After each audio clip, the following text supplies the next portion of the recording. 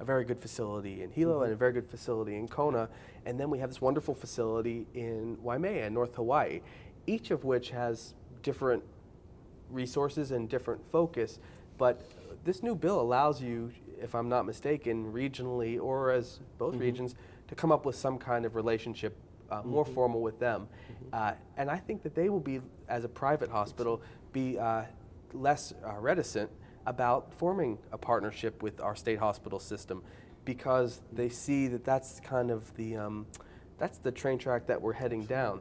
And I really believe that there's going to be all kinds of new innovations. I can foresee a time where North Hawaii says, as the private hospital says, you know what, we're thinking about hiring a very fancy pediatric specialist, but we really only can employ them 3 days a week or 2 days a week.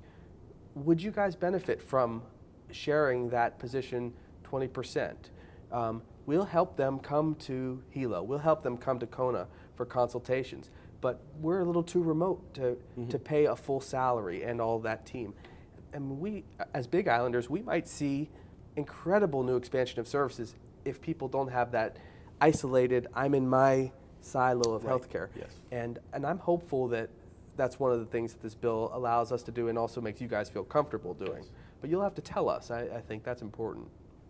You know, along those lines, I think Earl would agree. I don't want to speak for Earl, but I think truly we need to work with our physicians in a more, unified fashion to put these services and programs together. I mean, I think that's truly where it's at to respond to these needs. So we have to roll up our sleeves and look at improving these services for these various communities. Yeah, I'd just like to comment on that, agree with what Howard is saying, and touch on something that you mentioned, Josh, and it's spot on. The opportunity for us to more easily partner with each other, as well as with North Hawaii Community Hospital as an example. Some of our viewers may not know this, but we do share some resources between the facilities. Hilo and Kona are about 100 miles apart. Makes it a lot harder to share things, but as an example, lithotripsy, that particular piece of equipment used for urological procedures, we share that with each other. Some folks may not realize that North Hawaii and Kona Hospital, we share an oncologist, Dr. Tony DeSalvo, spends most of his time at Kona Hospital, where we've got the radiation oncology center as well as an infusion center, but he holds clinic up at North Hawaii 1 day per week. John White, the new CEO at North Hawaii Community Hospital, he's relatively new to the job, a couple of weeks into it. He and I have had some early conversations about the opportunity to partner and work together and solve these challenges that we have together. In fact, he and I are having dinner this evening to talk about some of these opportunities. Great. I'd like to weigh in on the issue about opportunities with this bill to build really a system. And I think that we would all agree that part of the problem with the American healthcare system, it is so fragmented, and it's fragmented by provider silos and insurance types and all kinds of things.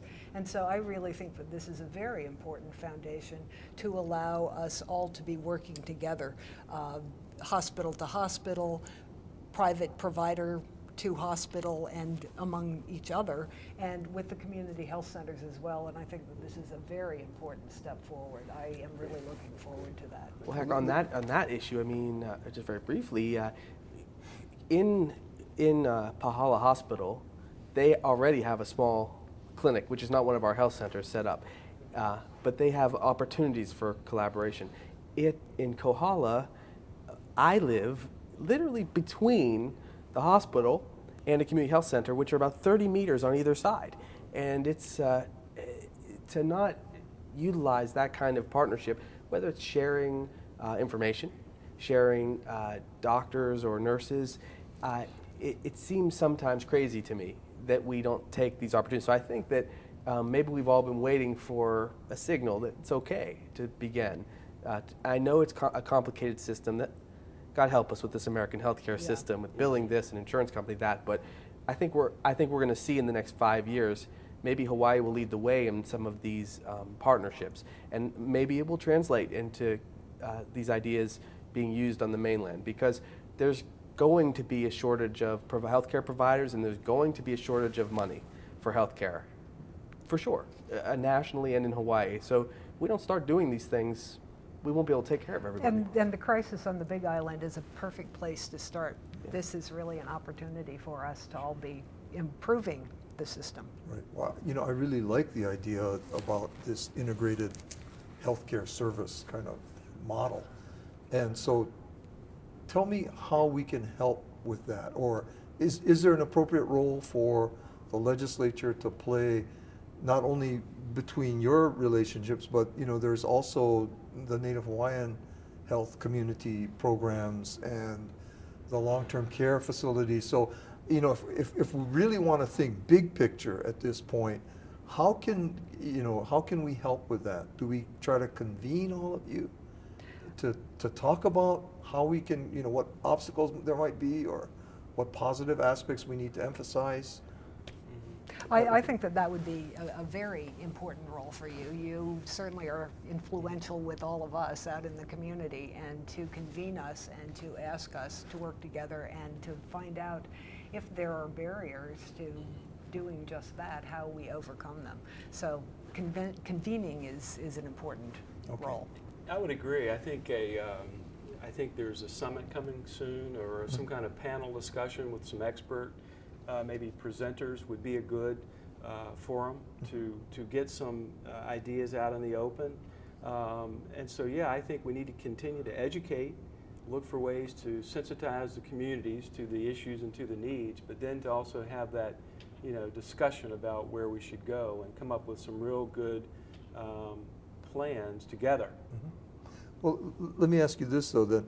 Do you think the Big Island should be the venue, or do you think we should do this statewide? Well, I'm biased, of course, Russell. I'm focusing in on the Big Island. Of course, it's a state issue. It's a national issue. Whatever attention we can give to this at a policy level, I think, is important. Howard mentioned it earlier. I call it HIHA, the Hawaii Island Healthcare Alliance, has been working on a number of these questions. The group over the last year and a half has evolved. Membership has evolved. We've changed our name a couple of times. But that group is looking at some of these important policy questions. I think that might be the group that we look at as the model for the entire state to follow, if not the nation. Mm-hmm.